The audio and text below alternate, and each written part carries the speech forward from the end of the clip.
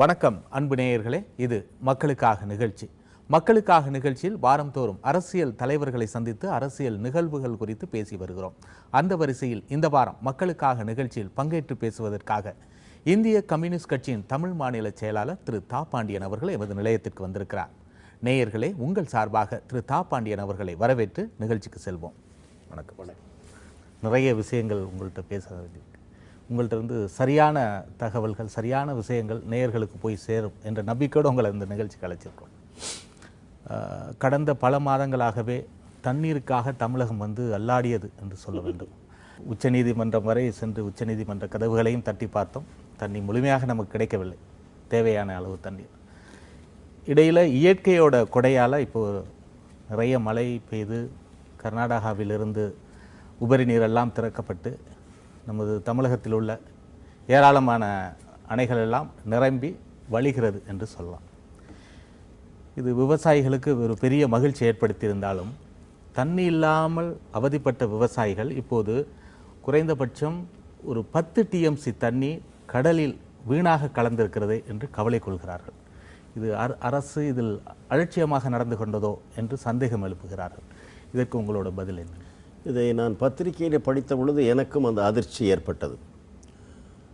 இவ்வளவு அளவு தண்ணீர், 10 TMC தண்ணீர் என்று சொல்கிற பொழுது 10 லட்சம் கோடி கன அடி தண்ணீர் சாதாரணமானதல்ல. நாம் நடுவர்மன்ற தீர்ப்புப்படியே ஒரு 4 TMC 6 TMC தண்ணீருக்காக எத்தனை தடவை டெல்லிக்கு தூதுக்கு போயிருக்கிறோம். இந்த கர்நாடகத்தோடு கேட்டு அவன் தர மறுத்து பிறகு நீதிமன்றம் போய் வாதாடி அவன் இந்த மாதம் 4, அடுத்த மாதம் 4.5, 4.25 இப்படியெல்லாம் படி இழந்த காலம், அதற்காக நாம் ஏங்கி இருந்த காலம். இப்பொழுது மேற்கு தொடர்ச்சி மலையிலும் அந்த கேரள மாநிலத்திலும் கர்நாடக மாநிலத்திலும் பெய்த கனமழையால் அங்கு பெரிய கனத்த மழை பெய்து வெள்ளப்பெருக்கு ஏற்பட்டதால் அவர்கள் கட்டியிருக்கிற அணைகளையும் தாண்டி மிஞ்சி வந்த தண்ணீர் வெள்ளமாக நமக்கு வந்தது. சரியாக சொல்ல போனால் இது நடுவர்மன்ற தீர்ப்புப்படியும் வந்த தண்ணீர் அல்ல. கர்நாடகம் கருணை கொண்டு நம் மீது அன்பு கொண்டு திறந்து விட்ட தண்ணீரும் அல்ல. அவன் அடைக்க முடியாமல் அவன் அணையை தாண்டி வந்த இயற்கை தந்த வரம். நாம் இயற்கைக்குத்தான் நன்றி சொல்ல வேண்டும், கண்டிப்பாக. ஆனால் அந்த இயற்கை நம் தமிழ்நாட்டு மக்களுக்கு 2 வகை பாடங்களை கற்பித்திருக்கிறது.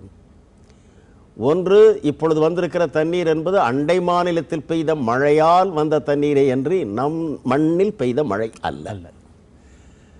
சரி, அண்டை மாநிலத்தில் பெய்த மழை அவன் அடக்க முடியாமல் விட்டுவிட்டான். அந்த நம் கால்வாய் நம் ஆற்றின் வழியாக வந்தது. வந்த தண்ணீரை தேக்கி வைத்துக் கொள்ளக்கூடிய ஞானம் இருந்திருக்க வேண்டாமா? கண்டிப்பாக. இதற்காக ஏங்கி தவித்து சட்ட வல்லுநரும் எத்தனை போராட்டங்கள், எத்தனை மந்திரி சபைகள். பெற்றோம் என்ற மகிழ்ச்சியோடு இருந்தோம். வந்தது என்பதை தடுத்து காத்தோம் என்று சொல்ல முடியாமல் கடலுக்குள் போய்விட்டது என்று சொல்லான எனக்கு அதை விளங்கிக் கொள்ள முடியல. தொழில்நுட்ப ரீதியில் எனக்கு அதை விளங்கிக் கொள்ள முடியலை. நான் கேட்டிருக்கிறேன், விளக்கம் கேட்டிருக்கிறேன். அதோடு அனுபவம் உள்ள தோழர்களை விளக்கி சொல்ல கேட்டிருக்கிறேன். கொள்ளிடத்திற்குள் தண்ணி எப்பொழுதுமே வெள்ளப்பெருக்கு வந்தால் அங்கே தேக்கப்படும். ஆகவேதான் கொள்ளும் இடம் கொள்ளிடம் காப்பதற்காக கட்டப்பட்டது. அங்கிருந்து பழையபடியும் அது கால்வாய்க்கு தண்ணீர் வராதா? ஏன் அது நேராக கடலுக்கு போனது? அப்படி என்றால் அதற்கென்று ஒரு தனி கால்வாய் இருக்கிறதா? அது இந்த வயல்களை மறந்து மக்களை மறந்து நேராக கடலுக்கு போகிற அளவுக்கு போன போது எந்த தொழில்நுட்ப நிபுணரும் இந்த நீரியல் வல்லுநர்களும் அதை கவனிக்கவே இல்லையா? இதையெல்லாம் கேள்விகளாக இருக்கிறது. விவரங்களை தெரிந்த பிறகுதான் நான் அதை பற்றி கருத்து சொல்ல முடியும். நிச்சயமாக இவ்வாறு போயிருக்குமானால் அது மன்னிக்க முடியாத தவறு. அந்த துறை சார்ந்த அதிகாரிகள் அனைவருமே அதை கவனித்திருந்திருக்க வேண்டும். இந்த தண்ணீருக்காக வாடி நின்றோமே, அதை தஞ்சை, அந்த திருவாரூர், நாகப்பட்டினம், கடலூர் மாவட்டங்களில் உள்ள குளங்கள், ஏரிகள் இவைகளிலே பெருக்கி இருக்கலாம். அல்லது புதுக்கோட்டை பக்கமே அந்த பெரிய அணை வழியாக கால்வாய் ஏற்கனவே இருக்கிறது, அதன் வழியாக திருப்பி விட்டிருக்கலாம். எதுவும் செய்யாமல் பயன்படுத்தாமல் இப்பொழுதும் சொல்லுகிறார்கள் நாகப்பட்டினத்தில் கடைமடைக்கு இன்னும் தண்ணீர் வரவில்லை என்று. அங்காவது இதை திறந்து விட்டிருந்திருக்கலாமே. அத்தனையும் கேள்விகளாக நிற்கிறது. கேள்விகளாக நிற்பது மட்டுமல்ல, இன்னொன்றையும் யோசிக்க வேண்டும். நல்ல வேளை நம் தமிழ்நாட்டினுடைய வரலாற்றில் ஒரு வேடிக்கையை பாருங்கள். மேட்டூர் அணை நிரம்பிவிட்டது, முல்லை பெரியார் அணை நிரம்பிவிட்டது, வைகை பெருகி கொண்டு இருக்கிறது, பேச்சிப்பாறை, பனிமுத்து, பவானி சாகர் பெருகிறது வருகிறது, தாண்டி விட்டது நற்செய்திகள். ஆனால் தமிழ்நாட்டின் மையப்பகுதியாக இருக்கிறதே பல மாவட்டங்கள், அங்கே ஏதோ சாரல், துணியை கூட நனைப்பதில்லை, புழுதியை கூட நனைப்பது இல்லை. அவ்வாறு பெய்து விட்டு போன மழைகளால் புல் கொஞ்சம் முளைத்திருக்கிறது, பச்சையாக தெரிகிறது. இது ஒரு நீர் தேங்க வேண்டிய இடத்தில் புல் தெரிகிறது, புல் இருக்கிறது, அவ்வளவுதான். குளங்களில் ஏரிகளில் தண்ணீரே இல்லை. இன்னும் பல கிராமங்களில் நகரங்களில் குடி தண்ணீருக்கு நெருக்கடி இருக்கிறது. இது அநேகமாக மதுரை மாவட்டத்தின் பெரும்பகுதி, விருதுநகர் மாவட்டத்தின் பெரும்பகுதி, சிவகங்கை, ராமநாதபுரம், தூத்துக்குடி வரை பார்க்கலாம். குமரி மாவட்டம், திருநெல்வேலியில் கொஞ்சம் மழை பலமாக பெய்திருப்பதாக தெரிகிறது. இப்போ ஆற்றிலும் பெரிய தண்ணீரும் அணைகளும் பெரிய இருப்பதால் அங்கு தெரியவில்லை. ஆனால் இந்த மாவட்டங்கள் முழுமையிலுமே நஞ்சை, புஞ்சை எல்லாம் கருகியதோடு பனைமரம், தென்னை மரம், மாமரம் எல்லாம் கருகி போய்விட்டது. 2 பாடம். தமிழா, உனக்கு மழை பெய்யாமலும் போகலாம், அண்டையிலே மழை பெய்து தண்ணீர் வரலாம். வருவதை சேமித்து வைத்துக் கொண்டால் நீ வாடிய பயிரை காப்பாற்றலாம். நீ அதை பசுமைப்படுத்தினால்தான் உனக்கு வரக்கூடிய இந்த பருவ மழை வருவது தவறி போய்விடுகிறது, இதை மாற்றலாம். அதிலிருந்து இயற்கைக்காகவே நிற்காதே, நீ மரங்களை நிறைய நட வேண்டும். இருக்கிற மரத்தையும் வாட விட்டு கொண்டிருக்கிறாயே, மடிய விட்டு பனைமரம் பட்டு போய்விட்டது. கிராமங்களிலே சொல்வார்கள், பனைமரம் பட்டது என்றால் அதுதான் கடைசியாக இந்த வறட்சியை தாங்குகிற மரம் என்பார். பட்டு போகாது, சுலபத்திலே பட்டு போகாது. அதுவே பட்டு போனது என்றால் என்ன அர்த்தம்? கடைசி எச்சரிக்கையின் அர்த்தம். எனவே இப்பொழுது கூட அது 10 டிஎம்சி தண்ணீர் பாழாகி போய்விட்டது என்பதே நமக்கு ஒரு பாடமாக உடனே அமைய வேண்டும். இப்பொழுதே போர்க்கால அடிப்படையில் இனி வர்ற இது ஒரு பெரிய பாடமாக எடுத்துக்கொண்டு இந்த தண்ணீர் வற்றிய உடனே அந்த வேலையை தொடங்க வேண்டும். அடுத்து தண்ணீர் வருமானால் எங்கே இன்னொரு நீர்த்தேக்கம் தமிழக அரசு அறிவித்திருக்கிறது. ஒரு 2 இடங்களிலே நீர்த்தேக்கம் என்பதை அறிவித்திருக்கிறார்கள். அது அறிவிப்போடு காகிதத்தோடு இருக்கக்கூடாது, உடனடியாக செய்ய வேண்டிய முதல் கடமை என்று எடுத்துக்கொள்ள வேண்டும். இப்போ அதே போல காவிரியிலிருந்து வரக்கூடிய தண்ணீரை மத்திய அரசோடு போராடி நாம் எந்த பகுதிக்கும் திருப்புவதற்கு நமக்கு உரிமை வேண்டும் என்று கேட்டு வாங்கி அதை மதுரை, ராமநாதபுரம், திருநெல்வேலி வரையில் கொண்டு போவதற்கு ஒரு கால்வாய் அமைத்துக் கொள்ள வேண்டும். இப்போ எனக்கு ஒரு சந்தேகம், அதாவது கர்நாடகத்தில் பல்வேறு தடுப்பணைகள் அப்பப்போ கட்டப்படுகிறது, ஏன் தமிழகத்தில் நம்ம பகுதியில் அந்த தடுப்பணைகள் கட்டுவதில் நமக்கு என்ன? இது ஒரு நீதிமன்ற தீர்ப்பு இருக்கிறது. இது அவன் மேல் பக்கத்தில் இருக்கிறான், நதி நீர் ஊற்றெடுத்து வருகிற மேட்டு பகுதியில் அவர்கள் இருக்கிறார். வடிந்து வந்த பிறகு இருக்கிற பள்ளத்தாக்கில் நாம் இருக்கிறோம். நில அமைப்பு அப்படி. எனவே அவனுடைய இதிலிருந்து இந்த வழக்கு நமக்கு நடுவர் மன்ற இந்த காவிரியில் உங்களுக்கா எங்களுக்கா என்ற இந்த பாகுபாடுகள் வந்தது. ஏனென்றால் அந்த ஒப்பந்தங்கள் செய்யப்பட்ட காலத்தில் அங்கே மைசூர் மன்னர் இருந்தார், இங்கே முல்லை பெரியாறு அந்த விவகாரத்தில் திருவிதாங்கூர் மன்னர் இருந்தார். ஆனால் அதையும் கூட பழையபடி நம்ம ஆவணங்களை எடுத்து படித்து பார்த்தால் நமக்கே அதிர்ச்சியாக இருக்கிறது. அந்த திருவிதாங்கூர் மன்னருக்கு ஆலோசகராக இருந்தவர் நம்முடைய சென்னை மயிலாப்பூரை சேர்ந்த ஒருவர், தமிழன் தான். தமிழ்நாட்டுக்கு அந்த இடத்தை கொடுக்க, ஆனால் அவர் கடைசியாக அந்த இடத்தை விலை பேசி இருக்கிறார்கள் தமிழக அரசுக்கு விற்றுவிட. அப்பொழுது சென்னை மாநிலம் அந்த ஒருத்தரோட 2 பேர் பரிந்துரை செய்திருக்க, ஆமாம் விலை கொடுத்தே வாங்கி விடலாம். அது சில லட்சங்கள் தான் அப்பொழுது இருந்த விலையில், மிக எளிதாக வாங்கியிருக்கலாம். ஆனால் அவர் என்ன நினைத்திருக்கிறார், வேண்டாம், நிலம் அந்த மன்னனுடைய நிலமாகவே இருக்கட்டும், அவன் அணை கட்ட அனுமதித்ததே போதும், நாம் அவனுக்கு வருடந்தோறும் கொஞ்சம் பணம் வாடகையாக ஒத்திக்கு பணம் என்று கொடுத்து விடுவோம், பெருந்தன்மை அவனுக்கு என்று பெருந்தன்மை. தமிழகம் கருணை காட்டியதால் தண்டனைக்காளாகி இருக்கிறது. அவர்கள் இடத்தில் இந்த தண்ணீர் ஊற்றெடுப்பதால் அவர்களுக்கு ஒரு வலிமை கிடைத்திருக்கிறது. இதையெல்லாம் மத்திய அரசு, அது திருவிதாங்கூராக இருக்கட்டும், கேரளமாக மாறட்டும், கர்நாடகமாக மாறட்டும், அது மைசூராக இருந்த காலமும் ஆகட்டும், நம்ம எல்லைக்குள்ளார அந்த தண்ணீர் வந்த பிறகு நாம அதை எப்படி வேண்டுமானாலும் பிலிகுண்டு என்ற இடத்திற்கு வந்துவிட்ட பிறகு வருகிற தண்ணீரை தமிழ்நாடு அரசு எதற்கும் என்ன வகையிலும் பயன்படுத்திக் கொள்ளலாம். இதில் எந்த நியாயமும் தடையும் இருக்கக்கூடாது. ஆனால் இப்பொழுது இருக்கிறது. 2 ஏக்கருக்கு நீர்ப்பாசனத்தை நாம் விரிவுபடுத்த வேண்டும் என்றாலும் அவனுடைய ஒப்புதலை பெற வேண்டும் என்று இருக்கிறது. யாருடைய ஒப்புதல்? கர்நாடக அரசின் ஒப்புதலை பெற வேண்டும் என்று இருக்கிறது.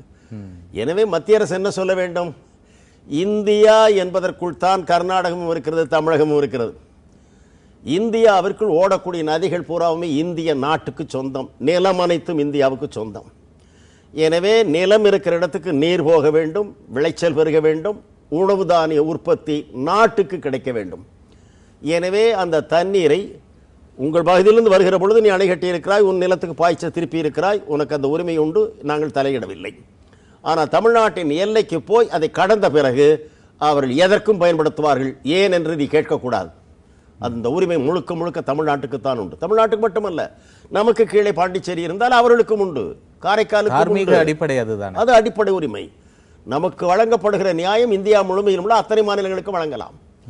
மாநிலங்களுக்கான அந்த முழு உரிமையையும் அதிகாரத்தையும் வழங்கி, மக்களை நம்பி வழங்கி உற்பத்தியை ஊக்கப்படுத்துவது என்பதை மட்டுமே மையக் கொள்கையாக கொண்டால் இந்தியாவின் ஒருமைப்பாடு என்பது வலிமைப்படும்.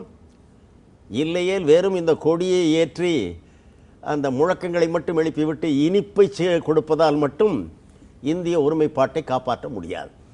அது சடங்கு, இது வாழ்க்கை. வாழ்க்கையில் மக்களுக்கு அந்த நம்பிக்கை ஏற்பட வேண்டும். இது என் நாடு. இரு சகோதரர்களுக்கு இடையில் சச்சரவு வருமானால் தீர்த்து வைக்க டெல்லி வரும், தீர்த்து வைக்க வரும், தீர்த்து கட்ட வராது என்ற நம்பிக்கை வர வேண்டும். இப்பொழுது டெல்லியை நோக்கினால் அவன் தீர்த்து கட்டுவதற்கே இருக்கிறானா, தீர்ப்பு கொடுக்க இருக்கிறானா என்ற சந்தேகம் தான் வலுக்கிறது. ஒருமைப்பாட்டில் உள்ள நம்பிக்கையுள்ள எனக்கே இந்த ஐயமும் கோபமும் வருகிறது என்றால், ஏண்டா இப்படி ஒரு நாட்டுக்கு கீழே இருக்கிறோம் என்று நினைக்கக்கூடிய மக்களும் இருக்கிறார் அல்லவா, அவர்களுக்கு என்னை விட இன்னும் 7 மடங்கு தீப்பற்றி எரியும். இதை மத்திய அரசு உணர வேண்டும், ஆட்சியில் இருப்பவர்கள் உணர வேண்டும். இதையெல்லாம் உணர்ந்த மாதிரி தெரியலையே. இப்போ நிச்சயமாக இல்லை. இல்லை என்றால் இலங்கைக்கு மீன்பிடிக்க செல்கிற தமிழன் தினந்தோறும் கைது செய்யப்படுவதும், தினந்தோறும் மனு கொடுத்தவனை மீட்டுக் கொண்டு வருவதும், இது 20 வருடங்களுக்கு மேலாக நடைபெறுகிறது. நேற்று இன்று என்றால் பரவாயில்லை. பக்கத்தில் இருக்கிற நாடு, நட்பு நாடு என்று சொல்கிறாய், கோடி கோடியாக கொட்டி கொடுக்கிறாய், கொலை செய்த பொழுதும் தடுக்க மறுத்து விட்டாய், கைகுலுக்குகிறாய், விருந்துக்கு அழைக்கிறாய். ஆனால் அவனை கொல்லாதே என்று சொல்ல ஒரு வார்த்தை இதுவரையில் ஏன் வரவில்லை? சிலவேளை இது வேறு மாநில பிரச்சனையாக இருந்தால், மனிதனுடைய உயிர் அவ்வளவு மலிவாக போய்விட்டதா? சிலவேளை இது வேறு மாநில பிரச்சனையாக இருந்தால் வேறு மாதிரி மத்திய அரசு பார்க்குமோ என்னவோ. அந்த சிந்தனையை இப்பொழுது வளர்க்கிறார்கள். அதிலிருந்தே தமிழ்நாட்டு மக்கள் சிந்திக்கிறார்கள் என்று சொன்னால் என்னது? அது ஆபத்து. இந்த நாட்டிலிருந்து துண்டிக்கப்படுகிற சிந்தனை வருவதுதான் ஜனநாயக பாதை அல்லாத பாதைகளை தேடுவதற்கே திறவுகோல். அவ்வாறு யார் அதை தள்ளுகிறார்கள் அந்த நிலைக்கு? மத்திய அரசு.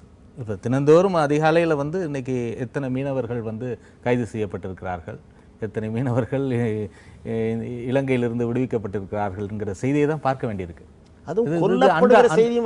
அன்றாட நடவடிக்கையாக மாறிவிட்டது. மீனவர்கள் கைது செய்யப்படுவது, தாக்கப்படுவது அல்லது கொல்லப்படுவது 26 வருடங்களாக கொல்லப்படுகிறது. இப்பொழுது எல்லையில் இந்த பாகிஸ்தான் வீரர்கள் நம்ம 5 பேரை கொண்டு விட்டார்கள், சீனர்கள் கொண்டு விட்டார். அது ஒரு பயங்கரமான கவலை தரத்தக்கது. ஏனென்றால் தேசிய கௌரவத்தையே கேள்வி கேட்கிறார்களோ, நம்ம இவ்வளவு மலிவாக நினைக்கிறார்களோ என்ற கோபம் வருகிறது. இயற்கை. அது பிறகு பேசுவோம். இந்த ஆயிரக்கணக்கிலே இங்கே கொன்று கொண்டிருக்கிறானே, கோபம் வரவில்லையே. அப்பொழுது தமிழ் மக்கள் நினைப்பார்கள் அல்லவா? கண்டிப்பாக. 4 பேர் இறந்த பொழுது நாடே கதறுகிறது, நாங்கள் 1000 பேர் இறந்தாலும் திரும்பி பார்க்க மறுக்கிறது என்ன என்ற கெட்ட கேள்வி வரும் அல்லவா? எல்லோரும் மனிதர்கள் தானே, தத்துவம் பேசிக் கொண்டிருக்க முடியாது அல்லவா? சரி, இதுக்கு என்ன மாதிரியான நடவடிக்கை எடுக்கணும் நீங்க நினைக்கிறீங்க? மீனவ பிரச்சனையில, மீனவ பிரச்சனை இலங்கை அரசுடன் கட்டாயம் பேச வேண்டும். அந்த எல்லையை அதான் பேசிட்டே இருக்கணும். பேசுவதல்ல, ஒரு திட்டவட்டமான முடிவை சொல்ல வேண்டும். பேசுவது என்பது இப்பொழுது நான் பச்சையாகவே சொல்கிறேன். அமெரிக்க மீனவர்கள் படகுகளிலே அங்கே பிடிக்கிறார்கள் வைத்துக் கொள்ளுங்கள். சுடுவான்னு நினைக்கிறீர்களா? கைது செய்து விடுவான்னு நினைக்கிறீர்களா? கண்டிப்பாக. கொழும்புக்குள்ளே நுழைந்து ராஜபக்சே வீட்டுக்கு பின்னால் இருக்கிற விராலை பிடித்துக் கொண்டு போனாலும் பிடித்ததை கண்டு கைதட்டி அவனுக்கு விருந்து வைத்து அனுப்புவான், ஒளி தொடமாட்டான். ஏன் தெரியும் அவனுக்கு, சதாம் ஹுசேனுக்கு கிடைத்த கதி தனக்கும் வரும் என்று நினைத்து அவிஞ்சுவான். ஆனால் இந்தியாவை பார்த்து அத்தகைய அச்சம் வேண்டாம், மரியாதை வேண்டும் அல்லவா? ஏன் ராஜபக்சேக்கு அது வரவில்லை? கொன்றாலும் அந்த நாடு கேட்காது, கேட்பார் இல்லாத அனாதைகள் நினைக்கிறான், எனவே அடிக்கிறான். இந்தியா போன்ற ஒரு பெரிய நாடு திரும்பி பார்த்தால் அது இந்திரா காந்தியார் இருக்கிற காலம் வரை நடந்தது. இதே டெல்லியிலிருந்து நடந்தது. அந்த அம்மா அங்கே ஒரு பேட்டி கொடுக்கிறார்கள், மறுநாள் அவன் மூச்சு விட மாட்டான், வாய் அடக்குவான். அது ஒரு காலகட்டம். அது ஒரு கட்டம். பிறகு அதே டெல்லி தானே. இன்னும் சொல்ல போனால் அதை விட அதிக வருமானம் உள்ள, அதை விட அதிக பலம் உள்ள, அன்று பிரம்மோஸ் ஏவுகணை இல்லை, இன்று ஏவுகணை வைத்திருக்கிறார். ஒன்று இந்த பக்கம் திருப்பினால் கொழும்பு மறுநாள் இருக்காது. உலகத்துக்கு தெரியுமல்லவா? ஆனால் ராஜபக்சேக்கு தெரியாத மாதிரி நடந்து கொள்கிறான். என்ன காரணம்? இன்னமும் நமது அமைச்சர்கள், டெல்லியை சார்ந்தவர்கள், தமிழக மீனவர்கள் எல்லையை கடந்து போய் மீன் பிடிப்பதால் நான் தான் குற்றவாளி. சரி, மீனை பிடிப்பது ஒருவேளை எல்லை கடந்து போய் பிடித்து விட்டால்னு சொல்கிறோம். அந்த மீனை எந்த தொழிற்சாலையில் வைத்து முட்டையை அடகு வைத்து கனப்பு மூட்டி குஞ்சு பொறிக்க வைத்தார்கள்? கடலில் அது மீன் வளர்ந்தது, இயற்கை. அந்த மீன் என்பது அந்த கடலில் அந்த வட்டத்துக்குள்ளே மட்டும்தானே, கடல் பூராவும் சுற்றும், உலகம் பூராவிலும் சுற்றும். உலகம் முழுமையிலும் தான் மீன் பிடிக்கிறார்கள். எங்கே குஞ்சு பொறித்த மீன் எங்கே இருக்கிறது என்று யாருக்கு தெரியும்? அதற்கும் மேலே இது என் எல்லையிலே எனக்காக இருக்கிறது, அதை நீ வந்து பிடித்து விட்டால் எனக்கு மீன் இல்லாமல் போய்விட்டதுன்னு கூட சொல்கிறாய், வைத்துக்கொள். பிடி, அபராதம் போடு, அல்லது ஒரு ஒப்பந்தம் போடு, ஒரு 100 டன் பிடித்தால் அதற்கு இவ்வளவு பணம் கட்டு என்று சொல்லிவிடு. சுட்டுக் கொல்லுகிறாயே மீனை விட இந்த தமிழ் மனிதனுடைய உயிர் மலிவாகிவிட்டதா? பல முறை சிங்கள மீனவர்களை நமது படையினர் வந்து கைது செய்திருக்கிறார்கள். மரியாதையோடு அனுப்பி வைப்பார். நான் பழிக்கு பழி வாங்கி கொலை செய்ய வேண்டும் என்று சொல்லுவேன். தமிழ்நாட்டு மக்களுக்கு கொல்லாமையை நாம் வள்ளுவரை கற்பித்திருக்கிறார். எனவே உயிரை பறிப்பது, ஒருவன் வீட்டிலே தீ வைப்பது, ஒரு நாட்டை அழிப்பது நம் கொள்கை அல்ல. அதே போல எங்கள் மக்கள் உயிரையும் பறிக்காதே என்றுதானே கேட்கிறோம். ஆனால் அது தொடர்ந்து பறித்துக் கொண்டே இருக்கிறான். ஒரு வார்த்தை, கடினமான வார்த்தை டெல்லியிலிருந்து, பிரதம மந்திரி வாயிலிருந்தோ, வேறு ஒரு வெளியுறவுத்துறை அமைச்சர் வாயிருந்தோ, இதை இந்தியா வேடிக்கை பார்த்து கொண்டிருக்காது. இந்திய குடிமகன் என்ற முறையில் அவன் உயிரை பாதுகாக்க வேண்டிய கடமையும் பொறுப்பும் எனக்கு இருக்கிறது. எங்கள் கப்பற்படைக்கு அந்த பாதுகாப்பை கொடுக்கும்படி உத்தரவு போட்டிருக்கிறேன் என்று சொல்ல வேண்டும். அந்த கப்பல் அங்கே நிற்க வேண்டும். ஒரு தடவையாவது உதை கொடுக்க வேண்டும். பிறகு அடங்குவாங்க. தொடர்ந்து பேசுவோம் சார். ஒரு சிறிய இடைவேளை. நேயர்களே, ஒரு சிறிய இடைவேளைக்கு பிறகு மக்களுக்காக நிகழ்ச்சி தொடரும். இணைந்திருங்கள்.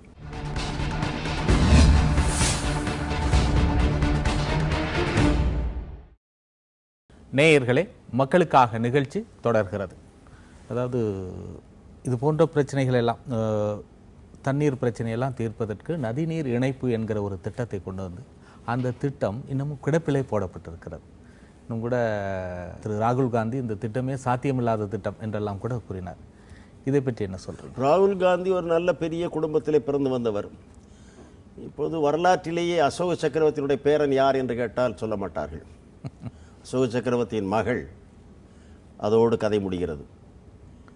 பண்டிட் ஜவஹர்லால் நேருக்கு பிறகு நல்ல வேளையாக அவருடைய புகழை காப்பாற்றியவர் இந்திரா காந்தியார்.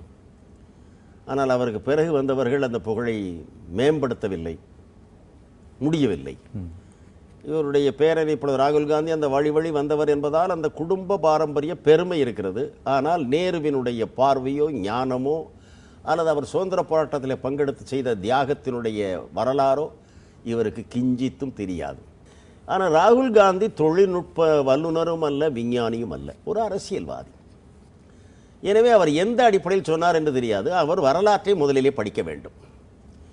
ஏனென்றால் இந்த தென்னக நதிநீர் இணைப்பு, நதிகள் இணைப்பு என்பதற்கு பற்றி 1, 2 அல்ல, 6, 7 திட்டங்கள் மத்திய அரசிடம் சமர்ப்பிக்கப்பட்டுள்ளன. சிலவற்றை நிராகரித்து விட்டார்கள். மத்திய அரசே இந்த நீர்வளத்துறையை மேம்படுத்துவதற்காக ஒரு அகில இந்திய அளவில் ஒரு லாக்காவை வைத்திருக்கிறது. அதற்கென்று ஒரு அமைச்சரும் கேபினெட் மந்திரியும் நேரு காலத்திலிருந்து இருந்து வருகிறார். இதெல்லாம் அவருக்கு தெரிய வேண்டும். அவர்களுக்கு கொடுக்கப்பட்ட உத்தரவு இப்பொழுதல்ல, 1956 இந்த நதிநீர் முழுவதையும் ஆய்வு செய்து இந்த தண்ணீர் இல்லாத இடத்திற்கு இந்த கால்வாய்களை திருப்புவதற்கான வழிவகைகளை ஆராய வேண்டும். ஃபீசிபிலிட்டி ரிப்போர்ட், வாய்ப்பு இருக்கிறதா, திருப்ப முடியுமா? ஏற்கனவே பல அணைகளை கட்டியிருக்கிறார்கள். இப்பொழுது அநேகமாக இந்தியாவில் பண்டிட் ஜவஹர்லால் நேரு காலத்திலே தான் பாக்ரா நங்கல் கட்டப்பட்டது, தாமோதர் அணைக்கட்டு கட்டப்பட்டது, இந்த பவானி சாகர் கட்டப்பட்டது காமராஜர் தமிழகத்திலே முதலமைச்சராக இருக்கிற போது. அந்த பவானி சாகர் அணைக்குள்ளே நீங்கள் கீழே போய் பாருங்கள், ஒரு பெரிய எழுத்து எழுதப்பட்டிருக்கும், சுவரில் எழுதி பதிக்கப்பட்டிருக்கிறது. இதற்காக மதிப்பிடப்பட்ட தொகை இவ்வளவு, கட்டி முடிக்கப்படுவதற்காக வகுக்கப்பட்ட காலம் இவ்வளவு, ஆனால் அதை 6 மாத காலத்திற்கு முன்பே முடித்து விட்டோம், ஒதுக்கப்பட்ட பணத்தில் இத்தனை லட்சம் ரூபாய் மிச்சம் பிடித்து முதலமைச்சரிடம் ஒப்படைத்து விட்டோம். செய்தியை படிக்கிற பொழுது ஒரு அபூர்வ காலகட்டம், அபூர்வ காலம். ஒரு பெரிய அணைக்கட்டியை மிச்சம் பார்த்தானா? அதையும் முதலமைச்சரும் திருப்பி கொடுத்தானா? 6 மாத காலத்திற்கு முன்னாலே முடித்தானா? எனவே சுதந்திர போராட்ட காலத்தில் உருவாக்கப்பட்ட அந்த சுதந்திர உணர்வு, அர்ப்பணிப்பு, தியாகம், ஒழுக்கம் அதற்கு பிறகு இந்த நாட்டை கட்டுவதிலும் பலருக்கும் இருந்திருக்கிறது என்பதற்கு அது ஒரு அடையாளம், நல்ல அடையாளம். இன்று எந்த திட்டத்தை எடுத்தாலும் சரி, 2010 நம்முடைய கூடங்குளம் அணு உலை உற்பத்தியை தொடங்கி இருக்க வேண்டும். 13 இன்னும் இழுத்து கொண்டிருக்கிறது. எப்பொழுதும் இன்னும் ஏதோ முழு மின்சாரம் வரும் என்கிறார்கள். வரட்டும், அடுத்த சில மாதங்களில் 2 ஆண்டுகள் இல்லாமல் போய்விட்டது என்பது உண்மைதானே? கண்டிப்பா. எனவே காலம் கடத்தப்படுகிறது, அதிகம் செலவிடப்படுகிறது. எனவே திட்ட மதிப்பீடு ஒரு தொகை, அந்த திட்டம் நிறைவேற்றப்படும் போது அது ஒரு தொகை. இதெல்லாம் நடக்கிற போது ராகுல் காந்தி போன்றவர்கள் யோசிக்க வேண்டும். இவ்வளவு வருமானமும் இவ்வளவு தொழில்நுட்பமும் இவ்வளவு விஞ்ஞான வளர்ச்சியும் இல்லாத காலத்தில் அப்பா இமயமலையின் மேலே உச்சியிலே ஒரு சரிவிலே இருந்த மலைப்பகுதியிலே போய் பாக்ரானங்களை கட்டி உலக அதிசயத்தை வெற்றிகரமாக முடித்து விட்டாரே. இந்த ஓடுகிற மகாநதி தண்ணீரை கிருஷ்ணா நதியோடு, கோதாவரியோடு, காவிரியோடு இணைக்க முடியும் என்று அவரல்ல, விஞ்ஞானிகளும் தொழில்நுட்ப நிபுணரும் ஒருவர் இருவர் நூற்றுக்கணக்கில் சொல்லிக் கொண்டிருக்கிறார்களே, எழுதுகிறார்களே. அவர்கள் இவருடைய பாட்டி இந்திரா காந்தியார் கையிலேயே அறிக்கையை கொடுத்திருக்கிறார்கள். இது சாத்தியம், இவ்வளவு கோடிக்குள் செய்ய முடியும், இத்தனை கோடி ஏக்கருக்கு நிலம் தண்ணீர் பாயும், நிரந்தரமாக பாயும் என்று எழுதியிருக்கிறார்கள். இப்பொழுது 1 போகம் 2 போகம் என்று சொல்கிறோம் அல்லவா, 3 அந்த தண்ணீர் வரும் என்று எழுதியிருக்க. காரணம் என்ன? ஒன்று, அசாம் மேலே இருந்து இமயமலையிலிருந்து வடியக்கூடிய பிரம்மபுத்திரா நதி. இந்த இந்திய நதிகளிலேயே இந்த பிரம்மபுத்திரா நதி ஒன்றுக்குத்தான் ஒரு தனி பெயர் என்றால் அதுதான் ஆண் பெயரை தாங்கியது, மற்றதெல்லாம் தாய்மாரின் பெயரை தாங்கியது. கங்கை, சரஸ்வதி, வைகை, காவிரி எல்லாம். அந்த நதியை இப்பொழுது மகாநதியோடு இணைக்க முடியும் என்று விஞ்ஞானிகள், தொழில்நுட்ப நிபுணர் எளிதாக இணைக்க முடியும் என்று சொல்லியிருக்கிறார். அதுதான் அங்கே வெள்ளப்பெருக்கால் அந்த நாட்டை, மாநிலத்தை அலைக்கழிப்பது. இப்பொழுது அதை அலைக்கழிக்க விடாமல் தடுக்கலாம், அதை கொண்டு வந்து மகாநதியோடு இணைக்கலாம். அது நமக்கு பருவமழை இல்லாத காலத்தில் அங்கே வெள்ளம் வரும். எனவே நமக்கு மழை இல்லாத காலத்தில் அந்த தண்ணீரை இங்கே வரலாம், பிறகு மழை வருகிற காலத்தில் அதை நிறுத்திக் கொள்ளலாம். ஆக வருடம் முழுமையிலும் தண்ணீர் இருக்கும், அடி ஊற்று பெருகும். இத்தனையும் அந்த feasibility ரிப்போர்ட், வாய்ப்பு அறிக்கையில் சாத்தியம். சாத்தியம் கட்டுவதற்கு இவ்வளவு செலவாகும், இத்தனை ஏக்கர் நிலப்பரப்பு முழு பாசனத்துக்கு வரும். சுருங்க சொன்னால் இந்த பகுதி முழுவதுமே பசுமை நிலமாக, வயலாக மாறும். இது கிராமப்புற பொருளாதாரத்தையே மாற்றும். எல்லாவற்றிற்கு மேலாக வெட்பதட்ப பருவகால சோதனைகளையே நிறுத்தும். இவ்வளவு ஒரு மறுமலர்ச்சிக்கு, ஒரு புதிய இந்தியா தோன்றுவதற்கான திட்டம் என்று கூறிய பிறகு இவர் போகிற போக்கில் அதை நிறைவேற்ற முடியாது, அதை நிறைவேற்றினால் இந்தியாவுக்கு ஆபத்து என்று சொல்கிறார் என்றால், அணுகுண்டு செய்வதிலே ஆபத்தை காணாத இந்த மனிதன் ஆற்று தண்ணீரை கொண்டு வந்து குடிக்க கொடுப்பதிலே ஆபத்து வருகிறது என்று நினைக்கிறார் என்றால், பாவம், குளிரூட்டப்பட்ட அறைக்குள்ளே வளர்ந்ததால் அவருடைய மூளையும் உறைந்து போய்விட்டதோ என்று நான் நினைக்க தோன்றுகிறது. சார், இதை இப்போ பாராளுமன்றத்திலும் கூட யாருமே குரல் எழுப்பினதா தெரியலையே சார், இந்த பிரச்சனைக்காக உங்கள் கட்சி உட்பட சொல்லி இருக்கிறோம், நான் எழுப்பி இருக்கிறோம், நாங்களே எழுப்பி இருக்கிறோம், நானே எழுப்பி இருக்கிறேன். இல்ல, எப்போதே எழுப்பி பிறகு அப்படியே அது கிடப்பில் போடப்பட்டிருக்கிறது. இப்பொழுது உச்ச நீதிமன்றம் உத்தரவு போட்டு விட்டது. உச்ச நீதிமன்றம் உத்தரவு போட்டு விட்டது. இப்பொழுது அதை நிறைவேற்ற வேண்டும் என்று உத்தரவு போட்டிருக்கிறது. வாய்தா கேட்டிருக்கிறது மத்திய அரசு. அந்த கால வரம்புக்கும் அந்த பண மதிப்பீடும் சொல்லுவதற்கு எங்களுக்கு கால வரம், இந்த சட்ட ரீதியில் இழுத்தடிக்கிற ஒரு வேலை உண்டல்லவா, அதை செய்வதிலே நம்முடைய மத்திய அரசு மகா கெட்டிக்கார புத்திசாலித்தனமான அரசு. வாய்தா வாங்கி 3 வருடங்களை போக்கிவிட்டார். ஆனால் வாஜ்பாய் பிரதமராக இருக்கிற பொழுது இதை நிறைவேற்ற ஒப்புக்கொண்டு விட்டார். மத்திய அரசு இதை நிறைவேற்ற ஒப்புக்கொள்ளுகிறது, இது நாட்டுக்கும் நாட்டு மக்களுக்கும் தேவை. துணிச்சலோடு சொன்னவர் அவர்தான். அவர் பாரதிய ஜனதா கட்சியின் தலைவராக இருந்தாலும் நிச்சயமாக மிக துணிச்சலான அறிவிப்புக்கு நன்றி சொல்ல வேண்டும். அவர்தான் சொன்னார். சொன்னதோடு மட்டுமல்ல, ஒரு குழுவையும் நியமித்தார், பரிசீலிக்க சொல்லி நியமித்தார். அந்த குழு இயங்கவில்லை, அது வேறு விஷயம். ஆனால் அவர் நியமித்தார். அந்த காலகட்டத்தில் அது ஒரு பரபரப்பாக. இப்பொழுது இவர்கள் பொறுப்பேற்ற பிறகு உச்ச நீதிமன்றம் அவர்களை, இந்த அரசை எச்சரித்தது. என்ன, பதிலே இல்லை, தொடரவே இல்லை. அரசு மாறி இருக்கலாம், ஆனால் கொடுத்த வாக்குறுதி தான். ஆனால் இப்பொழுது வாஜ்பாய் அந்த வாக்குறுதியை நிறைவேற்றுகிறோம், கொள்கை ரீதியில் ஒப்புக்கொள்கிறோம் சொல்லிவிட்டதால் இப்பொழுது கொள்கை ரீதியில் இவர்களால் நிராகரிக்க முடியவில்லை. ஆகவே நிறைவேற்றுவதற்கு கால அவகாசம் கேட்டு நாங்கள் இன்னும் கொஞ்சம் பரிசீலிக்க வேண்டியிருக்கிறது, கொஞ்சம் தொழில்நுட்பத்தை கலக்க வேண்டியிருக்கிறது என்று சொல்லி காலத்தை கடத்திக்கிட்டே இருக்கிறார். இந்த மத்திய அரசுக்கு போதுமான அழுத்தம் கொடுக்கவில்லையோ என்கிற ஒரு சந்தேகமும் இருக்கிறது. நம்முடைய மாநில அரசு, குறிப்பாக நம்முடைய அரசு மாநிலமும் ஆந்திர மாநிலம், கர்நாடகம் போன்ற இந்த நதி நீர் பற்றாக்குறையால் சிக்கல்களை நிரந்தரம் அனுபவிக்கக்கூடியவர்கள் நாம். மற்ற மாநிலங்களில் எல்லாம் கொஞ்சம் மாறுபட்ட நிலை. அவர்களுக்கு இந்த தண்ணீர் பற்றாக்குறை, இதிலும் இது தென் மாநிலங்கள் சம்பந்தப்பட்ட பிரச்சனை ஏறத்தாழ அப்படித்தான் தெரிகிறது, தோன்றுகிறது. ஆனால் வட இந்திய மாநிலங்களிலும் கூட நிலப்பரப்பு அதிகம், விவசாயம் செய்யப்படாமலே சும்மா கிடக்கிறது. பீகார், மத்திய பிரதேஷ் போன்ற மாநிலங்களில் மக்கள் சக்தியையும் நிலத்தையும் நாம் இன்னும் சரியாக பயன்படுத்தவில்லை. எல்லாவற்றையும் ஒழுங்காக பயன்படுத்தி இந்த பாசன உறுதியையும் கொடுத்து அதற்கான உரத்தையும் நவீன விஞ்ஞான முறைகளையும், அதாவது தொழில்நுட்பத்தில் ரசாயனம் கலக்காமல் இயற்கை உரங்களையே பயன்படுத்தி இயற்கை விவசாயத்தையே பயன்படுத்தினால் உலகத்துக்கே வழிகாட்டுகிற நாடாக, இன்னும் சொல்லப்போனால் உலக மக்கள் அனைவருக்கும் உணவு போடுகிற ஊட்டுகிற நாடாக இந்தியா மாற முடியும். அதற்குள்ள வாய்ப்பு இருக்கிறது. சார், இந்த திட்டம் கிடப்பில் போடுவதற்கு நிதி பற்றாக்குறையை காரணமாக சொல்லப்படுதா அல்லது என்ன காரணமாக? இப்பொழுது இந்தியா நிதி பற்றாக்குறை என்று பேசுவதே, சொல்லப்போனால் கடுமையான வார்த்தைகளை சொல்ல வேண்டும் என்றால், அதை போல நாணயம் மதிப்பை இழந்து விட்டது. இவர்களது வாக்கும் நாணயத்தை இழந்திருக்கிறது. நிதி பற்றாக்குறை என்பதே ஒரு கொள்கையே அல்ல. தமிழக சொல்ல போனால் இந்த மாநில அரசுகளின் முதலமைச்சர்களை கலந்து கூட்டி பேசி இத்தனை கோடி மொத்தம் செலவாகும் என்று எங்களுக்கு கணக்கு தெரிகிறது. அது சொல்வதை பொய் என்பதற்கு ஒரு உதாரணம் சொல்லுங்கள். உலக வங்கி, இந்த சர்வதேச நிதி நிறுவனம் IMF, IB, இவைகளெல்லாம் பெரிய உலகத்தையே கொள்ளையடிக்கிற நிறுவனங்கள் என்பதில் சந்தேகமே இல்லை, உண்மைதான். ஆனால் அந்த இரண்டு நிறுவனங்களும் கடைப்பிடிக்கிற ஒரு அடிப்படையான கொள்கை, எங்காவது புதிய நிலப்பரப்பை விவசாயத்திற்கு கொண்டு வந்து உணவு தானிய உற்பத்தியை பெருக்குவது என்று செய்தால் அதற்கு கடன் கொடுப்பதில் அவர் தயங்குவதே இல்லை. அதில் ஒரு பொதுநலமும் சுயநலமும் கலந்திருக்கிறது. ஏனென்றால் மேற்கத்திய நாடுகளில் அவருடைய வெப்பதட்ப நிலையால் இந்த உணவு உற்பத்தி என்பது ஒரு உச்சக்கட்டத்திற்கு போகாமல் ஒரு வரம்பில் நின்றுவிட்டது. அவர்களுக்கு தொழில் வளர்ச்சி அதிகமாக தேவைப்படுகிறது. இந்த விவசாயத்தில் உழைப்பதற்குள்ள மக்களும் இல்லை.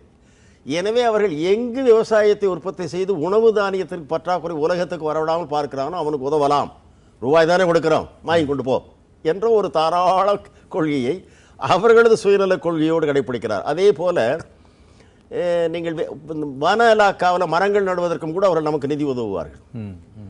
தமிழ்நாட்டில் மரம் நட வேண்டும் என்பதில் அவனுக்கு என்ன அக்கறை? அவன் சொல்லுகிறான், அவனுக்கு என்ன அக்கறை என்பதை சொல்கிறான். தமிழ்நாடு ஒரு வருங்காலத்தில் பாலைவனமாகக்கூடிய ஒரு வாய்ப்பு இருக்கிறது, எனவே அங்கே மரம் நடப்பட வேண்டும். அது மரம் நட்டப்பட்டு பாலைவனமாக தடுக்கப்படவில்லைன்னா 300 வருடங்கள் கழித்து எங்கள் நாட்டுக்கு ஆபத்து வரும். 300 ஆண்டுகளுக்கு பிறகு எனக்கு வருகிற ஆபத்தை தடுக்க வேண்டுமானால் 300 ஆண்டுகளுக்கு முன்பே இந்த தமிழன் கையிலே ஒரு மரக்கன்றை கொடுத்து நட வைக்க வேண்டும். வெறும் மரக்கன்றை கொடுத்தால் நடமாட்டான். இந்தா 11 ரூபாய் ஒரு கன்று நட, 11 ரூபாய் கொடுக்கிறான் தெரியுமா? ஒரு மரக்கன்று நட 11 ரூபாய் கொடுத்து கொண்டிருக்கிறான். அது இங்கே கையிலே வருகிற போது வெறுங்கன்றாகத்தான் வருகிறது. ஒரு நடுவோம், மறுநாள் தண்ணீர் விட நாதி இருக்காது, நட்டது 10 லட்சம், பிறகு இருக்கிறதா என்று கணக்கு பார்க்க ஆளே இல்லை. இதுதான் நாட்டில் நடந்து கொண்டே இருக்கிறது. ஆனால் அவன் கொடுத்து கொண்டே இருக்கிறான். அதுபோல இந்த நதி நீர் இணைப்பு என்பதற்கு உலக வங்கி 1 ரூபாய் வட்டியில் 20 ஆண்டு கடன் கொடுக்க தயார். அதையும் அந்த feasibility ரிப்போர்ட்டோடு வாட்டர் ரிசோர்சஸ் டெவலப்மெண்ட் என்று மத்திய அரசால் நியமிக்கப்பட்ட இலாக்கா இருக்குது அல்லவா, அது சமர்ப்பித்திருக்கிறது. பணத்திற்கு இல்லை, 1 ரூபாய் வட்டியில் 20 வருடங்களுக்கு என்று கொடுக்க உலக வங்கி ஒப்புக்கொண்டிருக்கிறது. கணக்கை மட்டும் நாம் சமர்ப்பித்து மனு கொடுத்து வாங்க வேண்டும். பிறகு மாநிலங்கள் ஏதாவது ஒரு பகுதியில் ஒரு கால்வாய் வெட்டுவதற்கோ மற்ற பொறுப்பையோ அவர்கள் ஏற்றுக்கொள்ளக்கூடும். பிறகு புதுப்பிக்கப்படுகிற நிலம் இப்பொழுது புஞ்சையாக கிடக்கும், காடாக இருக்கும், இதெல்லாம் தண்ணீர் வருகிற போது வயலாக மாறும் அல்லவா. அப்பொழுது அந்த நிலங்களை கூட நீங்கள் ஏதாவது ஒரு குத்தகை கொடுக்கலாம், அல்லது விலைக்கு கொடுக்கலாம், அல்லது பயன்படுத்துவதற்காக வாடகை வசூலிக்கலாம். எனவே அதன் மூலமாகவும் நிதி வரும். எனவே நிதியை பற்றி கவலைப்படாதீர்கள். இதையெல்லாம் விஞ்ஞானிகளும் தொழில்நுட்ப நிபுணரும் இதே நம்முடைய சென்னை அண்ணா பல்கலைக்கழகத்தில் கூடி 2 நாள் மாநாடு நடத்தி மத்திய அரசு அனுமதி மட்டும் கொடுக்கட்டும், நிறைவேற்றுகிற அதிகாரத்தையும் பொறுப்பையும் உங்களை ஒப்படைக்கட்டும், நாங்கள் நிறைவேற்றி காட்டுகிறோம், நிதி வேண்டாம் என்று ஒரு தீர்மானமே போட்டு அனுப்பியிருக்கிறார். 6 வருடங்களுக்கு முன்னால். என்ன குறை? மக்கள் அதை குரலாக எழுப்பவில்லை. வேறு எதற்கெல்லாமோ சண்டை தமிழக அரசு போடுவதற்கு தீ வைக்கிறான். பல பிரச்சனைகளை தமிழக அரசு வந்து கையில் எடுத்து பிரதமருக்கு கடிதம் எழுதுகிறது. இது போன்ற பிரச்சனையும் இந்த ஆளுகிற கட்சியான அண்ணா திராவிட முன்னேற்ற கழகம், இதற்கு முன்பு ஆளுகிற கட்சியாக இருந்த திராவிட முன்னேற்றம் தேர்தல் அறிக்கையில் முதல் குறிய வேண்டுகோளாக வைத்திருக்கிறார்கள். ஆனால் மக்கள் இயக்கமாக மாற்றவில்லை. மாற்ற வேண்டும். அதிமுக இந்த 2 கட்சிகளுமே சேர்ந்து குரல் கொடுத்தால்தான் தமிழகத்திலே ஒரு எழுச்சியை கொண்டு வர முடியும். அது அதிசயம். அது ஒரு சிக்கலான நதியை கூட இணைக்கலாம், இவர்களை இணைக்க முடியுமா? என்ன செய்வது? நல்ல காரியங்கள் தான் நடப்பது இல்லை. ஒரு சிறிய இடைவேளைக்கு பிறகு தொடருவோம். நேயர்களே, ஒரு சிறிய இடைவேளைக்கு பிறகு மக்களுக்காக நிகழ்ச்சி தொடரும். இணைந்திருங்கள்.